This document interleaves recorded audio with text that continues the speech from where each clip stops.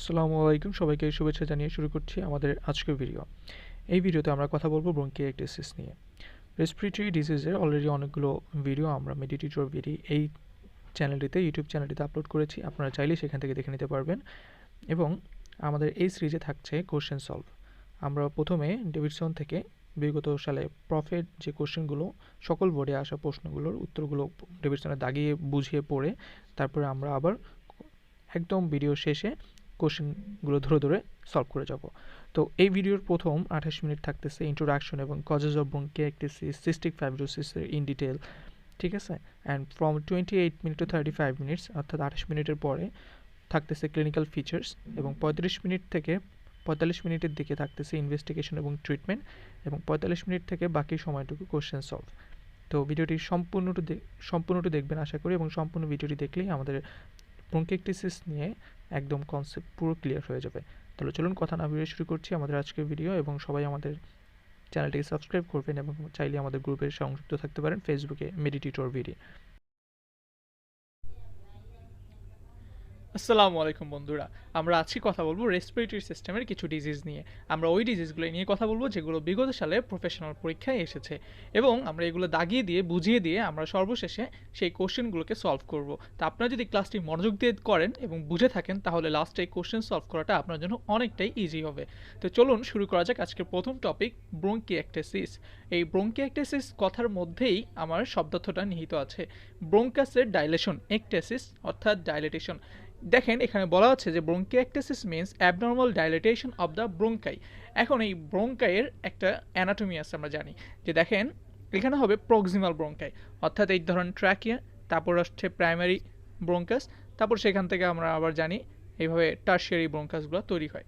তো primary bronchus অর্থাৎ proximal ব্রঙ্কাসে যদি হচ্ছে আমার ডাইলেটেশন হয় সেই ক্ষেত্রে আমরা বলবো হচ্ছে ব্রঙ্কিয়াইটিস।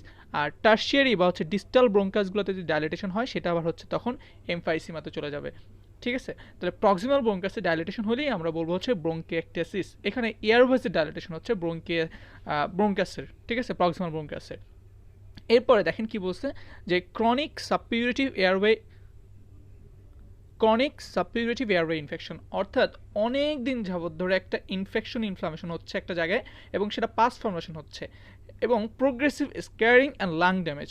প্রত্যেকটা কথা ইম্পর্টেন্ট এখানে। সেটা দেখেন কি হচ্ছে এখানে, তাহলে যে মনে করেন এটা হচ্ছে ব্রঙ্কাস, এই ব্রঙ্কাস এয়ারওয়েজের এই যে এখানে কি থাকে,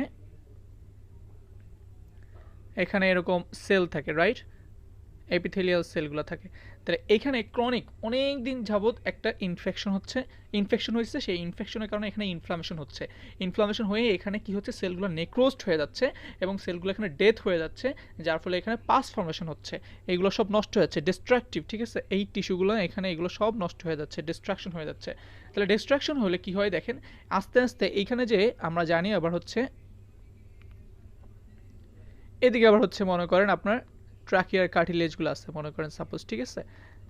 তাহলে এত পরিমাণে ডিস্ট্রাকশন হবে যে কার্টিলেজ যেগুলো ডিস্ট্রাক্টেড হয়ে এখান থেকে পাস ফর্মেশন হয়, সেই পাসগুলো এসে কি হবে, এই যে ব্রঙ্কাসে যে লুমেন আছে এই লুমেনে আসলে সেখান থেকে এই পাসটা আবার স্পুটামের সাথে বের হয়ে আসতে পারে। এই জন্যই আমাদের এখানে যে স্পুটাম প্রোডাকশনটা হয় এটা হচ্ছে কি হয়, প্রুলেন্ট স্পুটাম, অর্থাৎ পাস থাকে স্পুটামের মধ্যে, ঠিক আছে। তাহলে chronic suppurative airway infection with sputum production কথায়। এইবার আমরা ব্রঙ্কিয়াইটিসের কজেসগুলো আমরা শিখব। তো কজেস অফ ব্রঙ্কিয়াইটিস জানার জন্য আমাদেরকে এর প্যাথোজেনেসিসটা কীভাবে হচ্ছে এটা একটু বুঝি। যে কি হয় যে এইখানে আপনার যে এয়ারওয়েজ আছে এই এয়ারওয়েজে মিউকাস সিক্রেশন এক্সেস হয়ে যায়, ইনক্রিজড মিউকাস সিক্রেশন। তাহলে এখানে কি হচ্ছে যে মিউকাস কি ঘন, তাহলে এই জায়গাটা যখন মিউকাস সিক্রেশন খুব এক্সেস হবে তখন কি হচ্ছে, লুমেনটা ছোট হয়ে যাচ্ছে, তখন আমার এয়ার এক্সচেঞ্জে না এখানে এয়ারওয়ে পাসিংয়ের সমস্যা হবে, that means obstructive lung disease এটা, ঠিক আছে। তাহলে এখানে এয়ার যেতে সমস্যা হবে, ন্যারো হয়ে যাচ্ছে জায়গাটা এক্সেস মিউকাস প্রোডাকশনের জন্য, এইটা একটা কজ হতে পারে। অথবা এইখানে যে সিলিয়াগুলো আছে, যখন প্রচুর পরিমাণে মিউকাস থাকবে, ঘন একটা ফ্লুইড, এই ঘন ফ্লুইডের মধ্যে আমার এই যে সিলিয়াগুলো হেয়ারি যে সিলিয়ারিগুলো আছে এই সিলিয়ারিগুলো মুভ করতে পারবে না। মুভ না করতে পারলে আস্তে আস্তে লস অফ সিলিয়াগুলো নষ্ট হতে পারে, অথবা এখানে সিলিয়া নাও থাকতে পারে কনজেনিটাল কোনো ডিফেক্টের কারণে। তার লস অফ সিলিয়া বা হচ্ছে ইনক্রিজড মিউকাস প্রোডাকশন, অথবা এখানে কি হচ্ছে, কোনো ইনফেকশন বা ইনফ্লামেশনের কারণে এই যে ওয়ালটা আছে ব্রঙ্কাসের এটা ডিস্ট্রাকশন হয়ে গেছে, কোনো ডিস্ট্রাকটিভ ইনফেকশন হয়েছে এখানে, যার কারণে এখানে কি হচ্ছে, ইনফেকশনের কারণে প্রচুর পরিমাণে সেখানে এক্সুডেড ফর্মেশন হচ্ছে, নেক্রোসিস হয়ে সেই পাস সেল তৈরি হচ্ছে, সেইগুলো এসে মিউকাসের সাথে জমে জমে জমে জমে এখানে এই ইনক্রিজ প্রোডাকশন করতেছে। এবং দেখেন আপনারা তাহলে এই জিনিসটা যদি আমরা বুঝি তাহলে কিন্তু আমাদের কজেসগুলো মনে করা বা বোঝা আমাদের জন্য খুব ইজি হবে। এখানে কি কি হবে, সিলিয়ার ফাংশন নষ্ট হবে, এক্সেসিভ মিউকাস প্রোডাকশন থাকবে, অর্থাৎ পানি কম থাকবে, ঘন থাকবে ফ্লুইডটা, যার ফলে সিলিয়া মুভ করতে পারবে না, অথবা ইনফেকশন বা ইনফ্লামেশনের কারণে এই যে ওয়ালটা আছে ব্রঙ্কাসের এয়ারওয়েজের এটা ডিস্ট্রাকশন হবে, ডিস্ট্রাকশন হয়ে এখানে নেক্রোজ যে ফ্লুইডগুলো হবে সেগুলো পাস আকারে স্পুটামের সাথে বের হয়ে আসবে। তাহলে আমরা এই জিনিসটুকু বুঝে থাকলে এবার আমরা কজেসগুলো পড়বো খুব সুন্দরভাবে। প্রথম কজ হচ্ছে আমরা কনজেনিটাল ডিফেক্ট।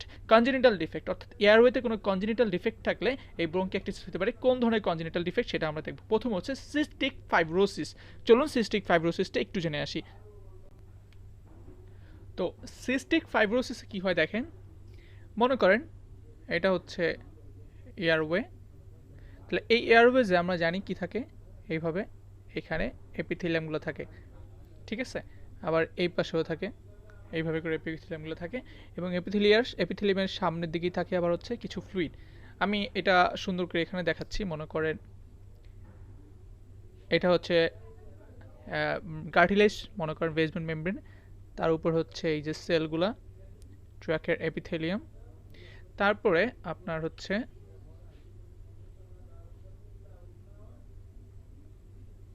এখানে আছে মিউকাস, ঠিক আছে, আর এর সামনে হচ্ছে এটা লুমেন, এটা হচ্ছে এয়ারওয়েজ লুমেন, মানে এখান থেকে মনে করেন অক্সিজেন যাচ্ছে, এটা হচ্ছে লুমেন। তাহলে এটা হচ্ছে সেল, এগুলো হচ্ছে সিক্রেশন, ঠিক আছে। এখানে কিছু গ্ল্যান্ডুলার সেল থাকে না, মিউকাস গ্ল্যান্ড থাকে, মিউকাস গ্ল্যান্ডের সিক্রেশন, ওয়াটার, এগুলো মিলে একটা সিক্রেশন এটা এখানে। এখন এখানে কি হচ্ছে আমরা দেখাই, এখানে একটা চ্যানেল থাকবে এই সেলের, এই সেলের চ্যানেলটা হচ্ছে ক্লোরাইড চ্যানেল, এই চ্যানেলটা হচ্ছে ক্লোরাইড চ্যানেল। তো এখান থেকে কি যায়, ক্লোরাইড যায়, ক্লোরাইড। তাহলে ক্লোরাইড চ্যানেল দিয়ে এই চ্যানেলটা আবার এই চ্যানেলটা আপনার আমি দেখাই, এই চ্যানেলটা আবার তৈরি হয় সি এফ টি আর জিন দিয়ে। তাহলে এই সিএফটি আর জিন থাকে হচ্ছে আমাদের যেই ক্রোমোজোম আছে, ক্রোমোজোম নাম্বার 7, এই ক্রোমোজোম নাম্বার 7 এর লং আর্মে, নট শর্ট আর্ম, লং আর্মে আপনার হচ্ছে এই সিএফটি আর জিনটা থাকে। তো এইখানে যদি কোনো কারণে মিউটেশন হয় তাহলে কি হবে, এই ক্লোরাইড চ্যানেলের ফাংশনটা নষ্ট হয়ে যাবে, ঠিক আছে। তাহলে এই ক্লোরাইড চ্যানেলের ফাংশন নষ্ট হয়ে গেলে এই ক্লোরাইডগুলো বাইরে যখন বের না হতে পারবে তখন এই ক্লোরাইডগুলো আমার এই সেলের মধ্যে জমে যাচ্ছে, এটা আর বের হতে পারতেছে না। এখন দেখেন এখানে আসল কাহিনীটা কোথায় হচ্ছে সেটা দেখাই। এখানেই আবার আরেকটা চ্যানেল থাকে যেটা হচ্ছে সোডিয়াম চ্যানেল। তো নর্মালি এই চ্যানেল দিয়ে সোডিয়াম সেলের মধ্যে ঢুকতে চায়, ঠিক আছে, কিন্তু এই ক্লোরাইড যেহেতু এই সিক্রেশনের মধ্যে আছে, সো সে চাবে সোডিয়ামকে ধরে রাখতে, ঠিক আছে, সে সেলের মধ্যে সোডিয়ামকে যেতে দিবে না।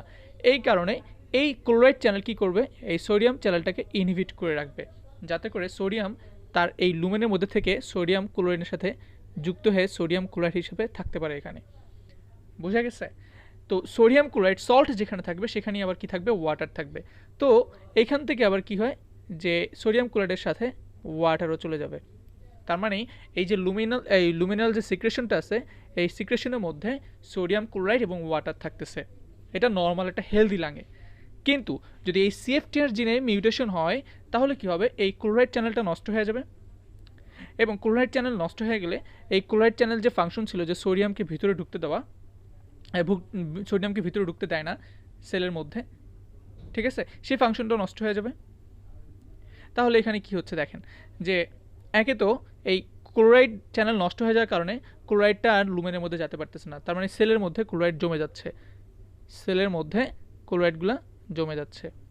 এখন ক্লোরাইড চাই কি সবসময় তার সাথে সোডিয়াম রাখতে, তখন এদিকে আগে যেমন কি করতো, এই চ্যানেলটা সোডিয়ামকে ইনহিবিট করতো, এখন বলবে থাক তোমার আর ইনহিবিট করার দরকার নেই, আমারও যেহেতু হয় না, আমিও যেহেতু যেতে পারতেছি না, তোমারও যাওয়া দরকার নেই, তুমি আমার কাছেই আসো আবার, ঠিক আছে। তাহলে ফার্স্টে কি হচ্ছে, ফার্স্টে সে এখানে যখন ছিল তখন তার বান্ধবীকে ধরে রাখছিল, কিন্তু এখন যখন সে সেলের মধ্যে আছে তখন সে চাবে তার বান্ধবীকে নিয়ে আসতে। এতদিন বান্ধবীকে ওখানে ধরে রাখছে, এবার চাবে নিয়ে আসো, তুমি আসো আমার সাথে। অতএব সে কী করবে, তখন এই আগে যেমন ইনহিবিট করতো সেই চ্যানেলটাকে ইনহিবিট না করে সোডিয়ামকে এই সেলের মধ্যে নিয়ে আসবে। তো সোডিয়াম যখন সেলের মধ্যে চলে আসবে তখন কী হবে, পানিও তো আর ওদিকে যাবে না, পানিও তখন আবার সেলের মধ্যে চলে আসবে। তাহলে আলটিমেটলি কী হচ্ছে, হোয়াট ইজ দ্য সিকোয়েন্স, মানে হোয়াট ইজ দ্য রেজাল্ট, এখানে কী হচ্ছে, তার মানে আউটকামটা কী হচ্ছে? আউটকামটা হচ্ছে এখানে যে আগে একটা সিক্রেশন ছিল, এই সিক্রেশনটা কী হচ্ছিল, ফ্লুইড ছিল, প্রচুর পরিমাণে পানি ছিল, সেই পানিটা কমে যাচ্ছে, এখান থেকে পানি সব চলে গেছে, যার ফলে এখানে সিক্রেশনটা এখন গাঢ় হয়ে গেছে। ঠিক আছে, এখান থেকে পানি, সোডিয়াম ক্লোরাইড এগুলো সব চলে আসাতে এই সিক্রেশনটা এইভাবে কী হচ্ছে, গাঢ় হয়ে গেছে। এই গাঢ় হয়ে যাওয়ার কারণে এই গাঢ় ফ্লুইডের মধ্যে আপনার সিলিয়া মুভ করতে পারে না। আর সিলিয়া মুভ না করতে পারলে তখন কি হবে, বিভিন্ন ব্যাকটেরিয়া এসে তখন এইখানে জমা হবে। ব্যাকটেরিয়াগুলো এখানে জমা হলে তখন এখানে ইনফেকশন হবে, ইনফ্লামেশন হবে, সাবপিউরেটিভ নেক্রোসিস হয়ে সাবপিউরেটিভ স্পুরাম প্রোডাকশন তৈরি হবে। তার মানে এটা ছিল সিস্টিক ফাইব্রোসিস। ঠিক আছে, তাহলে আমরা এটা দেখাই আপনাদেরকে সিস্টিক ফাইব্রোসিসটা।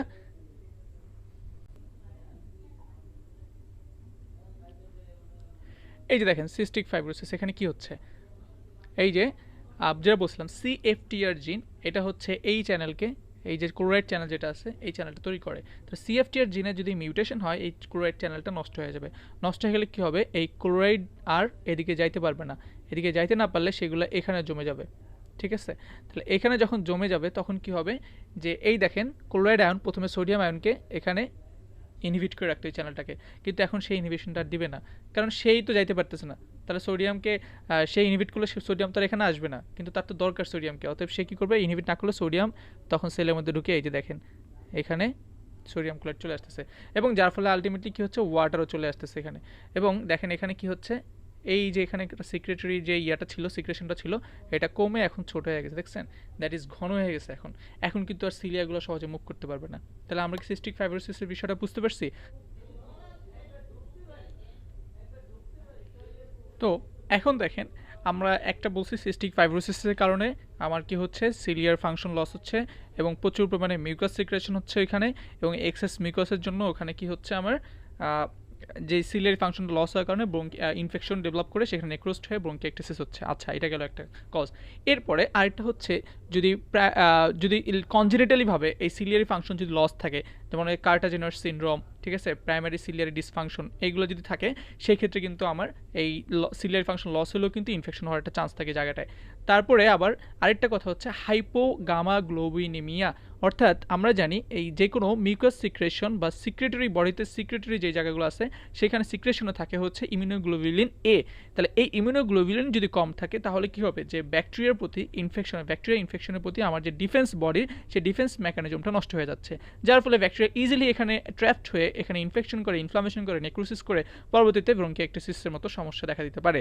তাহলে হাইপোগামাগ্লোবিনেমিয়া, তাহলে কনজেনিটাল ডিফেক্টের আমরা তিনটা জিনিসই পেয়ে গেলাম, সিস্টিক ফাইব্রোসিস, অথবা কোনো প্রাইমারি সিলিয়ারি ডিসফাংশন যদি থাকে, কার্টাজেনাস সিনড্রোম থাকে, অথবা যদি হাইপোগামাগ্লোবিনেমিয়া থাকে। বুঝা গেছে?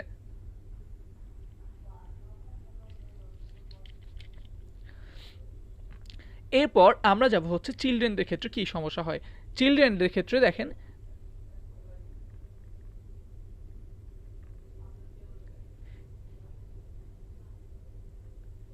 চিলড্রেনদের ক্ষেত্রে যদি এখানে যেহেতু ক্রনিক একটা সাবপিউরেটিভ ইনফেকশন হচ্ছে, ক্রনিক কোনো ইনফেকশন, তাহলে চিলড্রেনদের ক্ষেত্রে যাদের মিজলস আছে, যাদের হুপিং কফ আছে, তাদের ক্ষেত্রে কী হবে, যে ইনফেকশনটা ক্রনিক ইনফেকশন হওয়ার চান্স থাকে এইসব ব্রঙ্কাস এরিয়াতে। ঠিক আছে, মিজলস হুপিং কফ যাদের ছিল তাদের ক্ষেত্রে কী হবে, যে এই ব্রঙ্কাস যে এরিয়াগুলোতে আছে এগুলোতে ইনফেকশন হলে সেখান থেকে পরবর্তীতে ক্রনিক ইনফ্লামেশনের কারণে ব্রঙ্কিয়াক্টিসিস ডেভেলপ করতে পারে, অ্যাকোয়ার্ড। ঠিক আছে, এরপরে আর কি হতে পারে আমরা দেখি, যদি টিবি মানে হচ্ছে টিউবারকুলোসিস বা হচ্ছে কোনো ব্রঙ্কিয়াল টিউমার লেশন যদি হয়, অর্থাৎ আপনারা দেখেন, মনে করেন এই ব্রঙ্কাসের এই জায়গায় কোনো একটা অবস্ট্রাকশন হইলো, ঠিক আছে, এটা কোনো টিউমার দ্বারা একটা অবস্ট্রাকশন হইলো, অথবা কোনো ইনহেলড ফরেন বডির কারণে এখানে একটা মনে করেন অবস্ট্রাকশন হইলো। তাহলে এই জায়গাটা যখন অবস্ট্রাকশন হবে তখন কি হবে, যে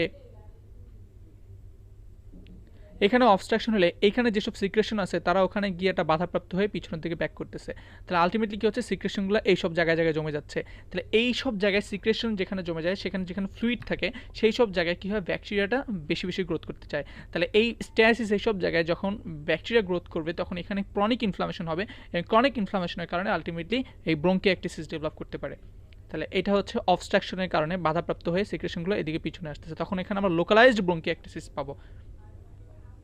ঠিক আছে, আচ্ছা, তাহলে আমরা এটা কী জন্য হচ্ছে অবস্ট্রাকশনটা, কোনো ইনহেল ফরেন বডি কারণে বা কোনো টিউবারকুলার লেশনের কারণে অথবা কোনো বোন টিউমারের কারণে।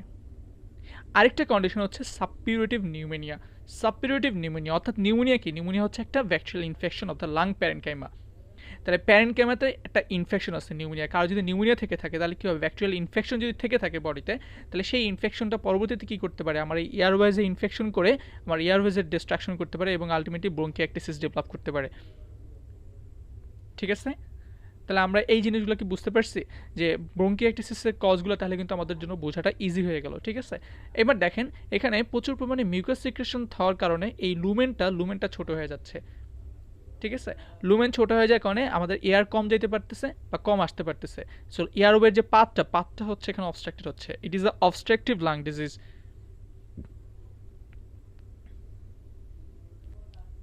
তাহলে বন্ধুরা দেখেন আমরা যে কথাগুলো বলেছি এগুলো এখানে আছে, যে abnormal dilatation of the ব্রঙ্কাই, inhale toxin or foreign body, একটু আগে বলে আসছিলাম, chronic inflammation and infection in the Airways. Chronic, এখানে ক্রনিক কথাটা মাথায় রাখেন, এটা কিন্তু হিস্ট্রিতে আপনাকে রোগী বলবে যে ক্রনিক সমস্যা এটা। ঠিক আছে, এবং show the common causes of which tuberculosis is the most common. তাহলে টিউবারকুলোসিস কিন্তু মোস্ট কমন। টিউবারকুলোসিস একটা ইনফেকশন, তাহলে টিউবারকুলোসিস একটা ইনফেকশন, ক্রনিক ইনফেকশন। এই টিউবারকুলোসিস অবস্ট্রাকশন, টিউবারকুলার লেশনে যখন অবস্ট্রাকশন হবে একটা জায়গায়, তার পিছনের দিকে আবার হচ্ছে ব্রঙ্কিয়াক্টিসিস ডেভেলপ করবে, সেটাও আমি আপনাদের দেখাইছি।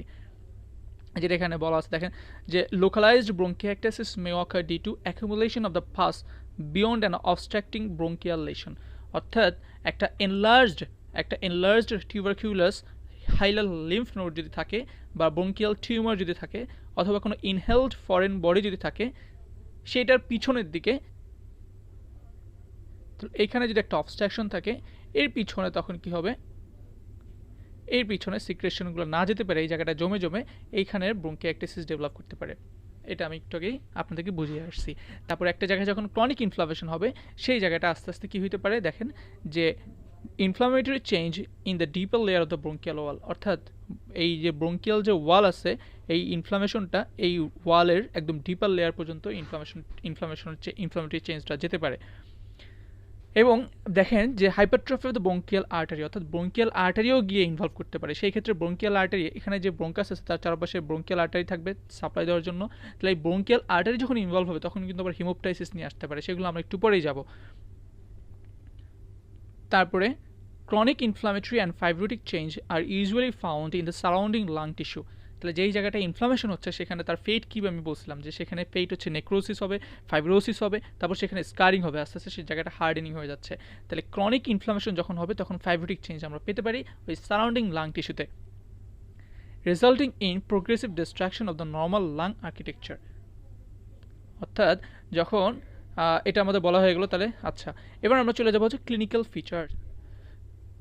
তার আগে দেখেন এখানে আমি যে জিনিসগুলো পড়ে আসছি, যে কজেস অফ ব্রঙ্কিয়াক্টাসিস, এই যে দেখেন congenital cystic fibrosis, ciliary dysfunction syndrome, যেমন হচ্ছে প্রাইমারি সিলিয়ারি ডিসকাইনেশিয়া, কার্টাজিনার সিনড্রোম, এখানেও সিলিয়ারি ফাংশন নষ্ট থাকে। দেন প্রাইমারি হাইপোগামাগ্লোবিনেমিয়া, এটাও আমি বলছি যে আইজিএ কম থাকবে। তাহলে এই জিনিসটা হচ্ছে আমার কনজেনাইটাল। দেন চিলড্রেনদের ক্ষেত্রে যে হুপিং কফ, মিজল, সেগুলো হচ্ছে ইনফেকশন যদি থেকে যায় বডিতে, সেটা ক্রনিক একটা ইনফেকশন যদি থেকে যায়, সেই ক্রনিকলি সেই আমাদের ব্রঙ্কাসে সেটা গিয়ে এফেক্ট করতে পারে। দেন টিউবারকিউলোসিস একটা ইনফেকশন, ইনহেল ফরেন বডি, এগুলো আবার বলছিলাম যে আপনাদেরকে যে একটা অবস্ট্রাকশন তৈরি করে, যার ফলে হচ্ছে আমাদের সিক্রেশনগুলো বের না হতে পারে, অবস্ট্রাকশনে সিক্রেশনগুলো জমে থেকে ওখানে আবার পরবর্তীতে কোনো ব্যাকটেরিয়াল ইনফেকশন হয়ে সেখানে ব্রঙ্কিয়াক্টাসিস ডেভেলপ করতে পারে। দেন সাবপিউরেটিভ নিউমোনিয়া কি একটা ব্যাকটেরিয়াল ইনফেকশন। তাহলে ব্যাকটেরিয়াল ইনফেকশনের যে পাঁচটাই তো খারাপ, সেখানে তো প্রচুর ইনফ্লামেটরি সেল থাকে, ব্যাকটেরিয়া থাকে, তো সেগুলো পরবর্তীতে কী করতে পারে, আমাদের ব্রঙ্কাসে এয়ারওয়েটা নষ্ট করতে পারে। নিউমোনিয়া হচ্ছে লাং প্যারেনকেমাতে হয়। তাহলে লাং প্যারেনকেমা অর্থাৎ এই জিনিসটা দেখেন, নিউমোনিয়া হয় লাং প্যারেনকেমা মানে হচ্ছে যে অ্যালভিওলাই, আমাদের ইন্টারস্টিশিয়াম যে টিস্যুগুলো আছে, অ্যালভিওলাই টিস্যুগুলো আছে এগুলো, তো সেইখান থেকে ব্যাকটেরিয়াটা পরবর্তীতে যদি ব্রঙ্কাসের দিকে আসে, তাহলে ব্রঙ্কাসে এসে ইনফেকশন করতে পারে না, আচ্ছা, তাহলে সাবপিরিয়ডিক নিউমোনিয়া থেকে কিন্তু আমাদের এই ব্রঙ্কিয়াক্টিসিস হতে পারে। আমি জিনিসটা কি বুঝাতে পারছি? যেমন ধরেন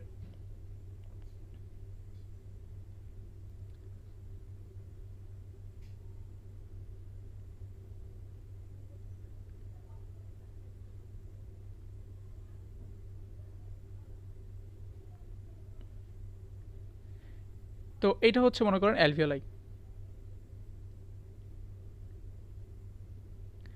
তো অ্যালভিওলাসের মধ্যে যখন ফ্লুইড জমে যায় ওটা হচ্ছে নিউমোনিয়া। ঠিক আছে? নিউমোনিয়া অ্যালভিওলাসের মধ্যে যখন পাস সাবপিউরেটিভ পাস মানে হচ্ছে ইনফেকশন হয় সেই ক্ষেত্রে ওখানে কী হবে ফ্লুইড জমবে বা এক্সুডেট ফর্মেশন হবে একটা ইনফেকশন হলে, সেটা হচ্ছে নিউমোনিয়া। তো সাবপিউরেটিভ নিউমোনিয়া মানে কি যে pass forming pneumonia, infection inflammation হয়ে সেখানে নেক্রোজ ফ্লুইড জমে আছে। এই ফ্লুইডগুলো যখন অনেক দিন যাবত থেকে যাবে তখন কী হবে ফ্লুইডগুলো আবার এই ব্রঙ্কাসের দিকে আসতে পারে, ব্রঙ্কাসের দিকে এসে এখানে আবার এই ব্রঙ্কাসে ইনফেকশন করতে পারে। কারণ পাস এই পাসগুলোর মধ্যে তো আমাদের ব্যাকটেরিয়া তারপর হচ্ছে বিভিন্ন অর্গানিক মাইক্রো অর্গানিজম থাকতেছে, তাহলে এগুলো এসে আবার ব্রঙ্কাসে সমস্যা করতে পারে, তখন ব্রঙ্কিয়াক্টিসিস ডেভেলপ করবে, সাবপিউরেটিভ নিউমোনিয়া। কথা বুঝে গেছে? তারপরে পালমোনারি টিউবারকুলোসিস, দেন ব্রঙ্কিয়াল টিউমার, যেটা আমি বলছিলাম যে ব্রঙ্কিয়াল টিউমার হলে একটা অবস্ট্রাকশন হলে সিক্রেশনগুলো না বেরোতে পেরে এখানে জমে জমে আরও ব্রঙ্কিয়াক্টিসিস করতে পারে। তাহলে আমাদের কজেসগুলো বলা হয়ে গেছে, এবার আমরা যাব সাইন সিমটমস।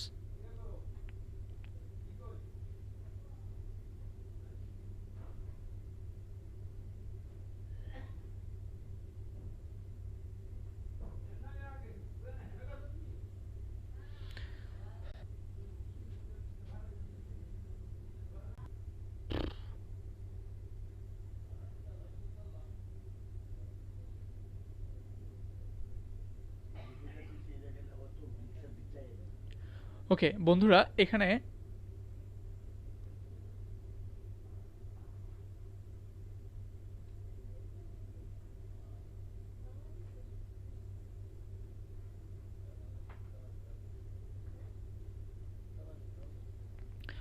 ওকে বন্ধুরা, সিমটমস অফ ব্রঙ্কিয়াক্টিসিস, আমরা এখন সিমটমস দেখব কি কি সিমটমস নিয়ে আসবে। প্রথমেই আসেন কাফ। তাহলে একটা এয়ারওয়েজে যখন প্রচুর পরিমাণে মিউকাস থাকবে এবং আপনার কাফিংয়ের মাধ্যমে আমরা চাবো সেই মিউকাসটাকে বের করে দেওয়ার জন্য, তাই না? তাহলে প্রচুর পরিমাণে এখানে ইরিটেন্ট হবে এবং প্রত্যেক দিন আমাদের কাফ হবে এবং এটা ক্রনিক, যেহেতু ইনফেকশনটা এখানে ক্রনিক হচ্ছে, সো ক্রনিক একটা ইনফেকশনের কারণে আমাদের কাফটা হবে ক্রনিক। তাহলে এটা কিন্তু আমাদের খুবই ইম্পর্টেন্ট যে ক্রনিক কথাটাকে আমাকে মাথায় রাখতে হবে। ব্রঙ্কিয়াক্টিসিসের ক্ষেত্রে ক্রনিক কাফ হবে এবং ডেইলি পারসিস্টেন্ট, কারণ এটাকে আমার লাং অ্যাবসেস যেটা আছে সেই লাং অ্যাবসেস থেকে আবার আলাদা করতে হবে। লাং অ্যাবসেসও কিন্তু আমার কী হবে পাস ফর্মিং স্পুটাম তৈরি হবে, কারণ অ্যাবসেস মানে কি ওখানে পাস আছে, তাহলে স্পুটামের সাথে ওইটাও কিন্তু পাস আসতে পারে। এই জন্য ওইটার কাফ আর এইটার কাফকে আলাদা করতে হলে আমাকে এটা ক্রনিক আর ওইটা হচ্ছে একটু অ্যাকিউট হয়, তাহলে এটা ক্রনিক একটা সিমটমস নিয়ে আসতেছে, ক্রনিক কাফ ডেইলি পারসিস্টেন্ট। তারপর স্পিউটাম কোপিয়াস অ্যান্ড কন্টিনিউয়াসলি পুরুলেন্ট, তার মানে পাস ফর্মেশন হচ্ছে এখানে কাফের সাথে স্পুটামের সাথে প্রচুর পরিমাণে পাস আসতেছে। দেন প্লিউরেটিক পেইন, অর্থাৎ প্লিউরা যদি ইনভলভ হয় সেক্ষেত্রে আমাদের প্লিউরেসি ডেভেলপ করলে তখন প্লিউরেটিক পেইন নিয়ে আসতে পারে।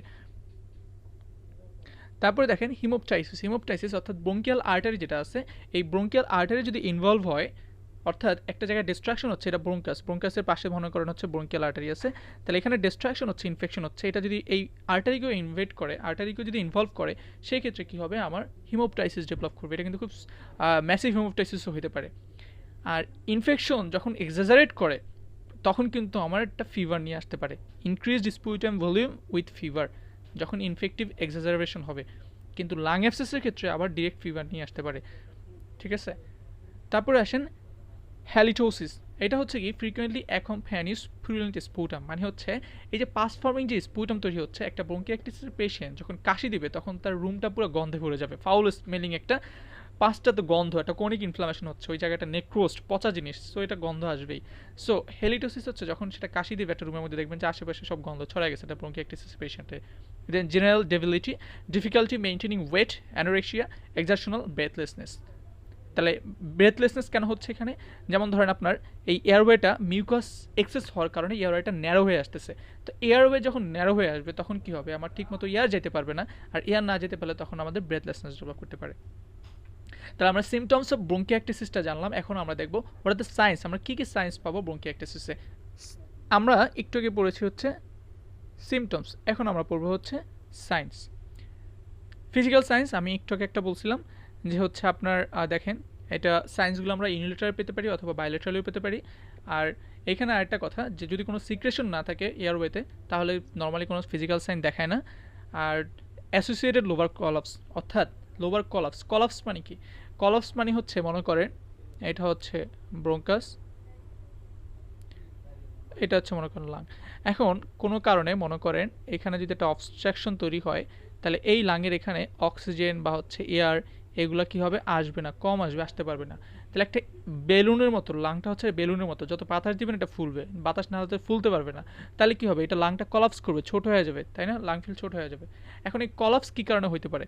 কলাপস আমরা জানি যে নিউমোনিয়াতে হতে পারে লাং কলাপস, ঠিক আছে, বা ফাইব্রোসিস হতে পারে। তাহলে এখন এই লাং কলাপস যদি নিউমোনিয়া কারো যদি থাকে, সাবপিউরেটিভ নিউমোনিয়া আমরা বলছি, তাহলে সাবপিউরেটিভ নিউমোনিয়াতে কিন্তু আমাদের ব্রঙ্কিয়াইটিস ডেভেলপ করে, সেটা ব্যাখ্যা আমি করছিলাম একটু আগে। তাহলে যদি অ্যাসোসিয়েটেড, অর্থাৎ কারো যদি নিউমোনিয়া থেকে থাকতো, আগে থেকে কোনো নিউমোনিয়া ইনফেকশন থেকে থাকে, তাহলে তাদের ক্ষেত্রে আমরা অ্যাসোসিয়েটেড একটা কলাপসের সাইন পেতে পারি ইয়েতে, সাইন হিসাবে। Then when there are large amount of sputum in the bronchiectatic space, যখন প্রচুর পরিমাণে স্পিউটাম থাকবে, দ্যাট মিনস এইসব জায়গায় যখন এক্সেস পরিমাণে সিক্রেশন থাকবে, তখন আমরা কোর্স ক্র্যাকলস অ্যাবনর্মাল সাউন্ড পাবো। তাহলে একটা পাচ্ছে যে কোর্স ক্র্যাকল সাউন্ড এবং অ্যাসোসিয়েটেড লোবার কলাপস আছে কিনা সেটা দেখতে পারি। এবং আরেকটা জিনিস সেটা হচ্ছে আপনাদেরকে বলছিলাম যে প্রক্সিমাল ব্রঙ্কিয়া যদি হয়ে যায়, অবস্ট্রাক্টেড হয়ে যায় এক্সেস মিউকাসের কারণে, তাহলে কিন্তু কলাপস ডেভেলপ করতে পারে। তাহলে যখন কি হবে? এখানে এয়ার কম আসার কারণে আমাদের ব্রেথ সাউন্ড কম পাবো, তাহলে ডিমিনিশড ব্রেথ সাউন্ড, এইটা একটা জিনিস আমরা পাইলাম। অ্যাডভান্স ডিজিজ স্কারিং হতে পারে। স্কারিং মানে কি? যে ফাইব্রোসিস হয়ে হার্ডেনিং হয়ে গেছে এই জায়গাটা, ঠিক আছে, ওখানে আর এয়ার নাই ওই জায়গায়। ধরো এইটাতে এয়ার ওয়ে ছিল, এখানে এখন স্কারিং হয়ে হার্ডেনিং হয়ে জায়গাটা এয়ার নাই, এখানে এয়ার স্পেসটাই নষ্ট হয়ে গেছে, ঠিক আছে। তাহলে ফিজিক্যাল সায়েন্সগুলো আমরা পড়ে ফেললাম।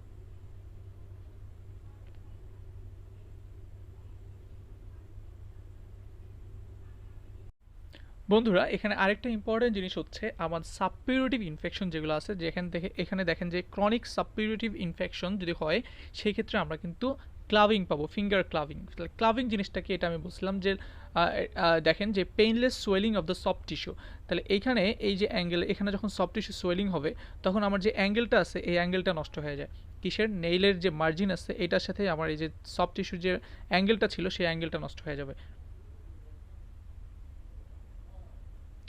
অর্থাৎ আগে ধরেন এরকম একটা অ্যাঙ্গেল ছিল, সে অ্যাঙ্গেলটা এখন এরকম হয়ে গেছে, প্লেন হয়ে যাচ্ছে, নষ্ট হয়ে যাচ্ছে। ধরেন আমি আপনাদেরকে দেখাই যে এরকম একটা উইন্ডো পাওয়া যেত আগে, এরকম একটা উইন্ডো পাওয়া যাবে, কিন্তু যখন ফিঙ্গার ক্লাবিং হবে তখন এই অ্যাঙ্গেলটা নষ্ট হয়ে যাবে, তখন এমন হয়ে যায়। তাহলে এমন হয়ে গেলে তখন আর সেই উইন্ডোটা পাচ্ছি না আমরা। তাহলে ফিঙ্গার ক্লাবিং, এই ক্লাবিং হচ্ছে সফট টিস্যু ইনক্রিজ হলে, রাইট?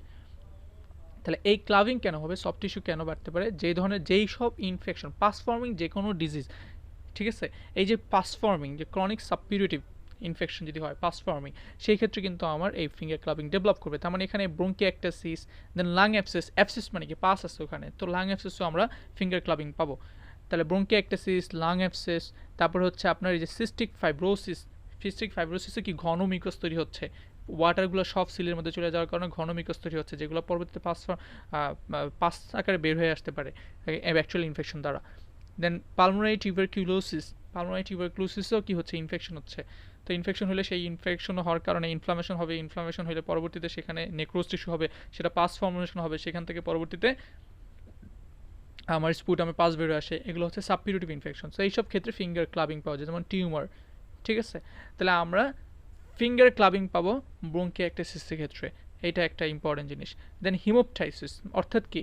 যে আপনার ব্লাড যাচ্ছে কাফের সাথে, সেটা যে দেখেন ব্রঙ্কিয়াল কজ, ব্রঙ্কিয়াক্টাসিস কেন হচ্ছে? কারণ এখানে ইনফেকশন হচ্ছে, ইনফ্লামেশন হচ্ছে, এই ইনফ্লামেশন ডিস্ট্রাকটিভ ইনফেকশন হচ্ছে, যেটা হচ্ছে যদি ব্রঙ্কিয়াল আর্টারি ইনভলভ করে সেক্ষেত্রে হিমোপটাইসিস নিয়ে আসতে পারে। তো এটাও আমরা ব্যাখ্যা করছি, বলেছি। তাহলে আমাদের সাইনগুলো বলা হয়ে গেছে, এবার আমরা চলে যাবো হচ্ছে ইনভেস্টিগেশন, আমরা কী কী ইনভেস্টিগেশন করে থাকবো ব্রঙ্কিয়াক্টাসিসের জন্য। তো বন্ধুরা দেখেন যে ইনভেস্টিগেশনে আমরা এখানে যেহেতু একটা ব্যাকটেরিয়াল ইনফেকশন হচ্ছে, সো আমাদেরকে এখানে কি করতে হবে? কালচার করতে হবে। তো কালচার করে আমরা দেখেন যে সিরোমোনাস, স্টাফিলোকক্কাস অরিয়াস, ফাঙ্গাস, এই জিনিসগুলো আমরা কালচারে পেতে পারি, ঠিক আছে। তারপরে ব্রঙ্কিয়াক্টাসিস যেহেতু লাং ড্যামেজ করতেছে, তো এয়ারওয়েকে ইনভলভ করতেছে, সো আমরা চেস্ট এক্সরে করবো। ব্রঙ্কিয়াসিসের চেস্ট এক্সরেতে রেডিওগ্রাফিতে আমরা কী ধরনের জিনিস দেখবো সেটা দেখি। যে চেস্ট এক্সরেতে দেখেন যে thickened airway walls, cystic bronchiectatic spaces and associated areas of pneumotic consolidation or collapse may be visible. তাহলে আমি প্রত্যেকটা কথা এখানে আপনাদেরকে বুঝাচ্ছি। সেটা হচ্ছে যে যেহেতু সাবপিউরেটিভ নিউমোনিয়া হলেও ব্রঙ্কিয়াক্টিসিস হতে পারে।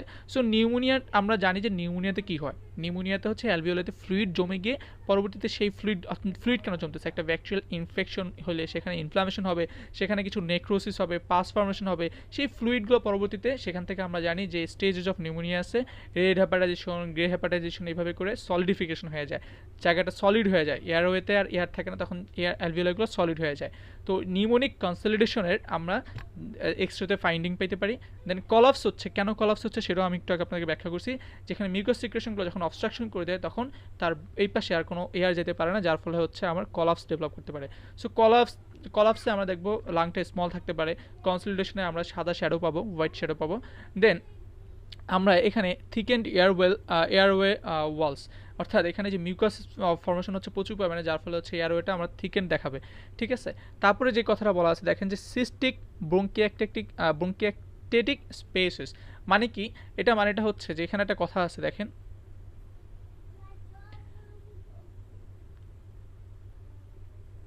এই যে bronchiectatic cavities may be lined by granulation tissue, squamous epithelium or normal ciliated epithelium। এখানে একটা ক্যাভিটি ফর্মেশন হতে পারে, রিং হানিকম্ব অ্যাপিয়ারেন্স, অর্থাৎ এখানে যেটা হয় এরকম হানিকম্ব অ্যাপিয়ারেন্স, ঠিক আছে, হানিকম্ব অ্যাপিয়ারেন্স বলি, রিং শ্যাডো পাবো আমরা চেস্ট এক্সরেতে। এইটাই হচ্ছে সিস্টিক ব্রঙ্কিয়াক্টিসিস, সিস্টিক, ঠিক আছে, সিস্টের মতো দেখাবে, সিস্টের মতো দেখাবে এরকম হানিকম্ব অ্যাপিয়ারেন্স। এটা ব্রঙ্কিয়াক্টিসিসের একটা ক্যারেক্টারিস্টিক চেস্ট এক্সরে ফাইন্ডিং। আপনাদেরকে আমি সেই ফিগারটা দেখাচ্ছি এক্সরেতে কেমন। বন্ধুরা এখানে দেখেন এটা একটা সিটি স্ক্যানের ছবি দেখাচ্ছি। তো এই সিটি স্ক্যানে এটা হচ্ছে আমরা আরও ভালো দেখতে পারি, is more sensitive, diagnosis confirm করার জন্য আমরা HRCT করে থাকি। তো এইখানে এই সিটি স্ক্যানে দেখেন আমরা কি পাচ্ছি, এই যে দেখেন এরকম সিস্টিক হানিকম্ব অ্যাপিয়ারেন্স পাচ্ছি, এই যে হানিকম্ব অ্যাপিয়ারেন্স, ঠিক আছে, হানিকম্ব অ্যাপিয়ারেন্স। এটা হচ্ছে সিটি স্ক্যানে একটা ছবি পাচ্ছি, এখানে থিকেন্ড এয়ারওয়ে ওয়াল এবং এভাবে সিস্টিক অ্যাপিয়ারেন্স দেখাচ্ছে, যে আপনারা দেখেন হানিকম্ব অ্যাপিয়ারেন্স। এবং চেস্ট এক্সরেতে আমরা কেমন দেখবো সেটা দেখাই, এই যে দেখেন চেস্ট এক্সরে, এখানে চেস্ট এক্সরেতে এই যে দেখেন সুন্দরভাবে দেওয়া আছে, এই যে দেখেন একটা সিস্ট, এইভাবে, এটাও হানিকম্ব অ্যাপিয়ারেন্স। তাহলে এই হানিকম্ব অ্যাপিয়ারেন্সটা হচ্ছে ব্রঙ্কিয়াক্টিসিসের একটা characteristic finding in radiography, chest radiography. তাহলে আমরা ব্রঙ্কিয়াক্টিসিসের এটা চেস্ট এক্সরেটা কী পাবো সেটা দেখে ফেললাম। চলুন এবার আমরা ডেভিডসনে চলে যাই।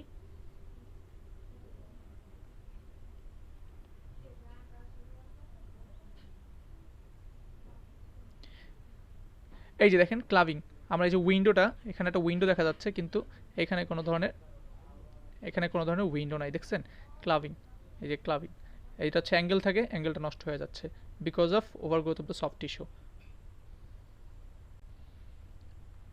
তো বন্ধুরা আমরা ইনভেস্টিগেশনে আমরা চেস্ট এক্সরে ফাইন্ডিংটা দেখে আসলাম, এবং সিটি দেখেন, সিটি হচ্ছে is much more sensitive and shows thickened dilated Airways, ঠিক আছে। যে সিটি একটা কম্পিউটার টমোগ্রাফ অফ ব্রঙ্কিয়াক্টিসিস দেখানো হচ্ছে, যে সিস্টিকে দেখেন গোল গোল, ঠিক আছে, হানিকম্ব অ্যাপিয়ারেন্স।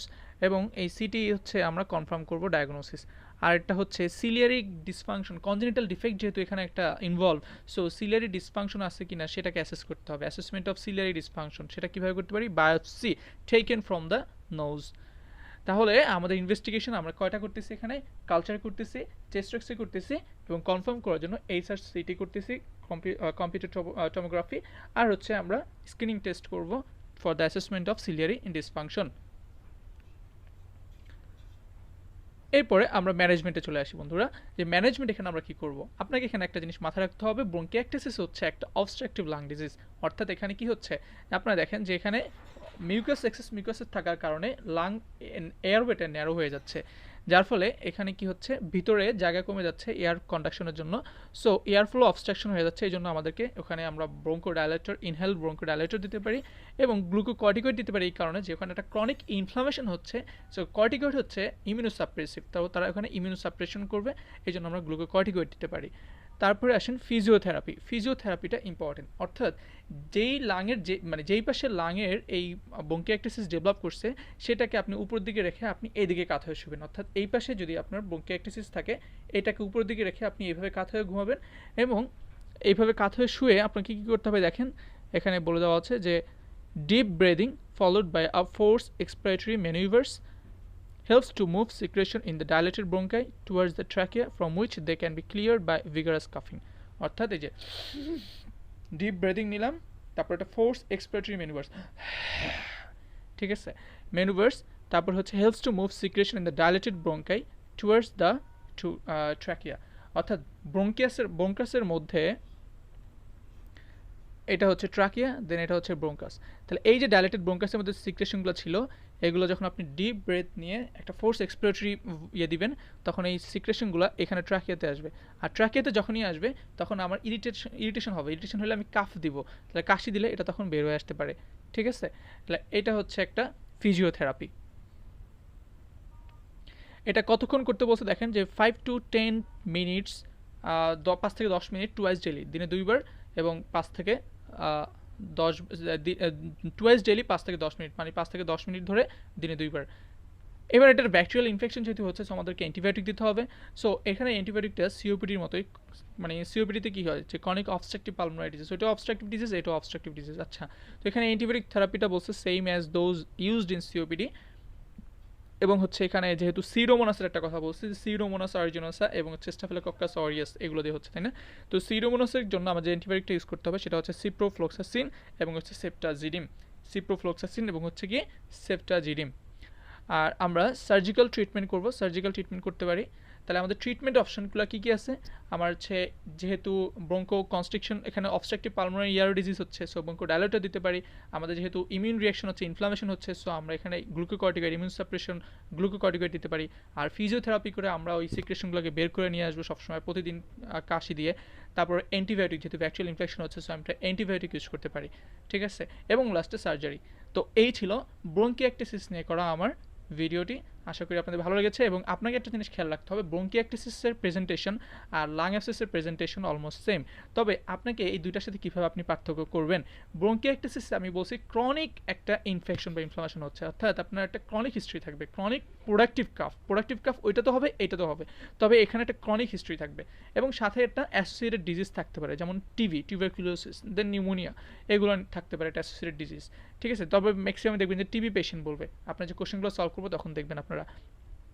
তাহলে একটা টিবি পেশেন্ট হঠাৎ করে ক্রনিক কাফ নিয়ে আছে, ক্রনিক কাফ, এবং হচ্ছে হঠাৎ করে তার হচ্ছে ক্লাভিং, ফিঙ্গার ক্লাভিং থাকতে পারে, সাবপিউরেটিভ ইনফেকশন অলওয়েজ ফিঙ্গার ক্লাভিং থাকবে, এইটাও দেখবেন যে প্রশ্নের ভিতরে থাকবে। তো আমরা এই জিনিসগুলো এখন কোশ্চেন সলভের মধ্যে যাব, সেখানে আমরা এই জিনিসগুলো আপনি দেখতে পারবেন খুব সুন্দরভাবে।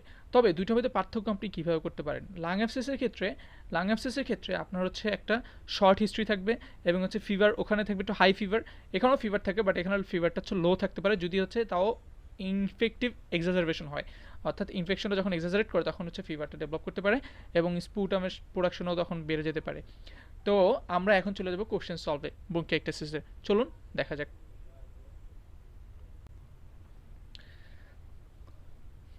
ওকে বন্ধুরা, আমরা তাহলে হচ্ছে ডেভিডসন থেকে ব্রঙ্কিয়াক্টিসিস সব কিছু পড়ে এসেছি। এবার আমরা হচ্ছে কোশ্চেন সলভ করবো, এবং দেখবেন কতটা ইজি হয়ে যায় আপনাদেরকে এখন ডায়াগনোসিস করাটা। তো দেখেন, আমি প্রথম কোশ্চেনটা দিয়ে শুরু করি। What are the expected physical signs in a 40-year-old male presenting with cough, profuse purulent sputum? তাহলে নাম্বার 1 আপনার বলছে কি ফিজিক্যাল সাইন্স চাইছে, আচ্ছা। তারপরে বলছে 40-year-old male presenting with cough and profuse purulent sputum, তার মানে প্রোডাক্টিভ কাফ নিয়ে আসতেছে, এবং বলছে পুলেন্ট স্পুটাম পাস ফর্মেশন হচ্ছে। তাহলে আমি বলছি যে এটা একটা ডিফারেন্সিয়াল ডায়াগনোসিস হবে কি লাং অ্যাবসেস এবং হচ্ছে ব্রঙ্কিয়াক্টিসিস, এই দুইটাতেই হচ্ছে পাস ফর্মেশন হয়, এবং দুইটাই হচ্ছে পাস পুলেন্ট স্পুটাম নিয়ে আসে। আর এখানে কাফের হিস্ট্রিটা কিন্তু বলে দেয় না, যেটা ক্রনিক নাকি হচ্ছে কোনো একটা ডিউরেশন দিয়ে কিন্তু এখানে দেয় না। তার মানে ডিফারেন্সিয়াল ডায়াগনোসিস হিসেবে এখানে আমরা ডিরেক্ট ডায়াগনোসিস করতে পারতেছি না। ডিফারেন্সিয়াল ডায়াগনোসিস হিসেবে এখানে দুইটা ডায়াগনোসিস আসবে, একটা হচ্ছে ব্রঙ্কিয়াক্টিসিস আর একটা হচ্ছে লাং অ্যাবসেস। ফিজিক্যাল সাইন আমরা কী পাবো, যেখানেই পাস ফর্মেশন হবে ক্রনিক সাবপিউরেটিভ ইনফেকশন, সেখানেই হবে হচ্ছে ফিঙ্গার ক্লাভিং। তাহলে আমরা এখানে ফিজিক্যাল ফাইন্ডিংসের মধ্যে ক্লাভিং পাচ্ছি, এবং এটা যেহেতু একটা ইনফেকশন, সো ইনফেকশনের ক্ষেত্রে লাং অ্যাবসেস একটা ইনফেকশন বা ব্রঙ্কিয়াক্টিসিস একটা ইনফেকশন, সেক্ষেত্রে আমরা ফিভার পাইতে পারি, টেম্পারেচার রেজড। আর হচ্ছে চেস্ট এক্সামিনেশন আমরা কী পাবো, যেহেতু এখানে প্রচুর পরিমাণে পাস ফর্মেশন হচ্ছে, ঠিক আছে, এই পাসগুলো বা হচ্ছে মিউকাস সিক্রেশন এক্সেস হওয়ার কারণে ব্রঙ্কিয়াক্টিসিসে আমরা জানি কোর্স ক্র্যাকলস পাই বলছিলাম, এবং আপনাদেরকে এটাও বলছিলাম যে সাইন্স অফ কনসলিডেশন অ্যান্ড কলাপসও পাওয়া যেতে পারে। যখন সিক্রেশনগুলো রিটেন্ড করবে, এক জায়গায় অবস্ট্রাক্ট হয়ে যাবে, তখন কি হবে, তার পিছনে আর কোনো এয়ার যাইতে পারবে না, পুরো পাথওয়েটা বন্ধ হয়ে যাবে, এয়ারওয়েটা বন্ধ হয়ে গেলে তখন পিছনে যদি এয়ার না যায়, তখন ওই পাশের লাংটা, বেলুনটা কি হবে, বেলুন আর ফুলবে না, বেলুন ছোট হয়ে আসতেছে, কলাপসের সাইন পেতে পারি আমরা। আচ্ছা, এটা গেল। তারপরে তারপরে এই কোশ্চেনটা দেখেন, এখানে কি বলছে, 30-year-old lady had a history of pulmonary TB, তাহলে টিউবারকিউলোসিস আপনাদেরকে বলছিলাম কিন্তু যে টিবি পেশেন্ট কী করতে পারে, ব্রঙ্কিয়াইটিস ডেভেলপ করতে পারে। 5 years back তার টিবি ছিল, which was treated then accordingly. Now she presents with foul smelling productive cough. Foul smelling আপনাদেরকে বলছিলাম হ্যালিটোসিস, অর্থাৎ ব্রঙ্কিয়াইটিসিস পেশেন্ট কাশি দিলে ছাড়া ঘর গন্ধ হয়ে যাবে বলছিলাম। তাহলে ফাউল স্মেলিং, প্রোডাক্টিভ কাফ, প্রচুর পরিমাণে মিউকাস ছিল ওখানে, এক্সেস মিউকাস, ওগুলো কিন্তু কাফে, প্রোডাক্টিভ কাফ হবে। ডিসনিয়া, ব্রেথলেসনেস কেন হচ্ছে, এখানে অবস্ট্রাকটিভ এয়ারওয়ে ডিজিজ হচ্ছে, বাতাস বের করতে পারতেছে না, সো এক্সারশনাল ডিসনিয়া থাকতে পারে, ব্রেথলেসনেস থাকতে পারে। দেন ফিভার, যখন এখানে ব্রঙ্কিয়াইটিসিসে কি হয় যে ক্রনিক ইনফ্লামেশন হচ্ছে, ইনফ্লামেশন যখন এক্সাজারেট করে তখন কিন্তু ফিভার নিয়ে আসতে পারে। তাহলে এখানে কি হবে, post TB bronchiectasis diagnosis. Right down your management, এখানে আমাদের ম্যানেজমেন্ট অফ দিস পেশেন্ট কী হবে, আমরা একটু আগে পড়ে আসছি ম্যানেজমেন্ট অফ দ্য পেশেন্ট, কী কী ছিল ম্যানেজমেন্ট অফ দ্য পেশেন্ট আপনারা বলেন। এই যে ব্রঙ্কোডাইলেটর হিসাবে আমরা ইনহেল ব্রঙ্কোডাইলেটর, দেন ইমিউনো সাপ্রেশন করার জন্য গ্লুকোকর্টিকয়েড, এবং তাকে ফিজিওথেরাপি করতে বলবো রেগুলারলি, তারপর হচ্ছে অ্যান্টিবায়োটিক দেবো এবং সার্জারি ট্রিটমেন্ট দিতে পারি, ঠিক আছে। দেন 20 years old male presented with history of chronic productive cough, দেখেন ক্রনিক, তাহলে আমরা কি বলবো, chronic productive cough, productive excess মিউকাসগুলো কাফ বের হয়ে আসতেছে, ক্রনিক তার মানে হচ্ছে একটা ক্রনিক সাবপিউরেটিভ ইনফেকশন হচ্ছে।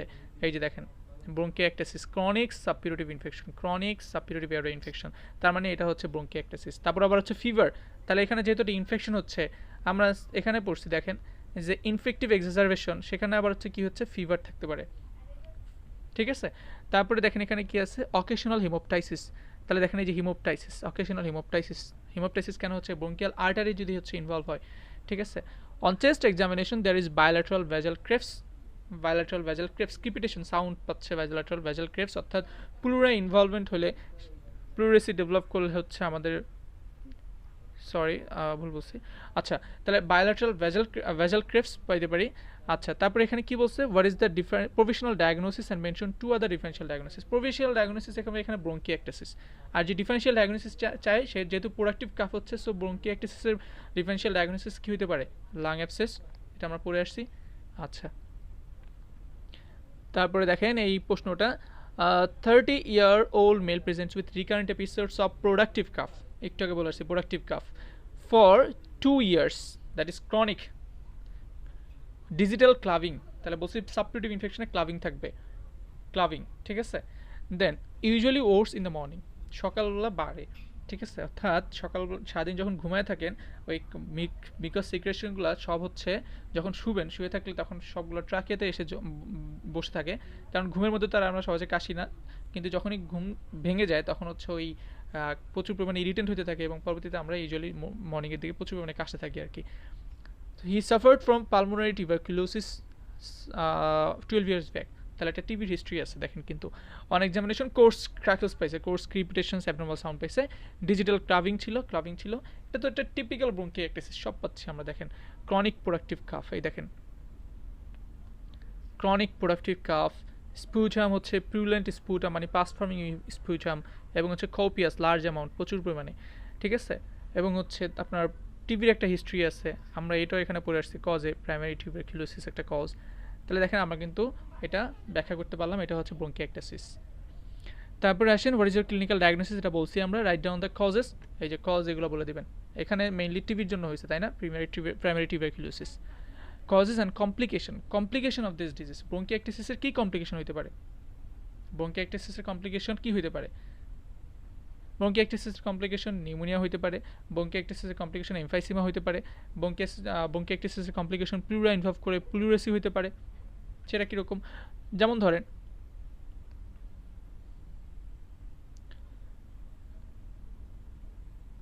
এটা হচ্ছে ব্রঙ্কাস, তাহলে ব্রঙ্কাস এইখানে ইনফেকশনটা হচ্ছে, ক্রনিক ইনফ্লামেশন হচ্ছে এখানে, তো এই ইনফ্লামেশন বা ইনফেকশন এটা আস্তে আস্তে এই নিচের দিকে চলে আসতে পারে, এখানে এসে ডিস্টাল যেই এয়ারওয়েজগুলো আছে আপনার, এই যে অ্যালভিওলাই, এই অ্যালভিওলাইতে এসে ইনফেকশন করলে তখন হবে নিউমোনিয়া, তারপর হচ্ছে ডিস্টাল ব্রঙ্কাইগুলোতে ব্রঙ্ক্রিওল যেগুলো আমরা বলি ডিস্টাল ব্রঙ্কিওল, এগুলোতে যদি আপনার ইনফেকশন করে সেটা হবে কি এমফাইসিমা।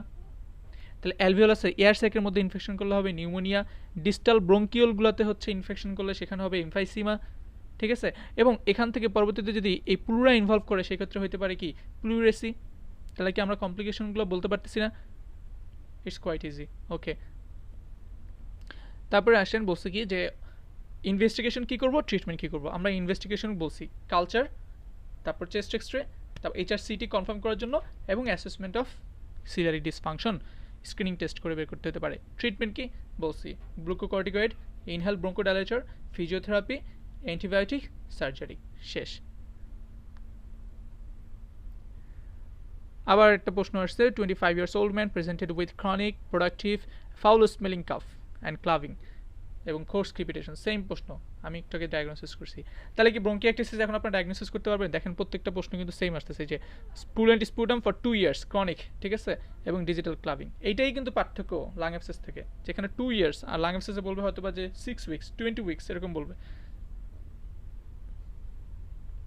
সরি 2 উইকস 20 না 2 উইকস, মানে খুব অল্প সময়ের একটা হিস্ট্রি থাকবে অ্যাকিউট।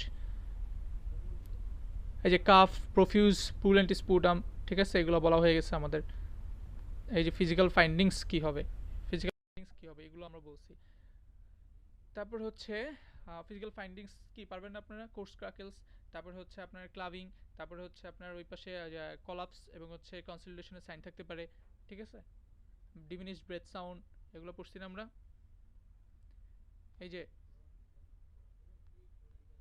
ফিজিক্যাল সাইন্স কি হবে দেখেন, এই যে collapse, coarse crackles, diminished breath sound, ঠিক আছে, স্কারিং, এগুলো থাকতে পারে। তো আমাদের ব্রঙ্কিয়াইটিস নিয়ে এই ছিল সব। আমরা নেক্সট কথা বলবো হচ্ছে লাং অ্যাবসেস।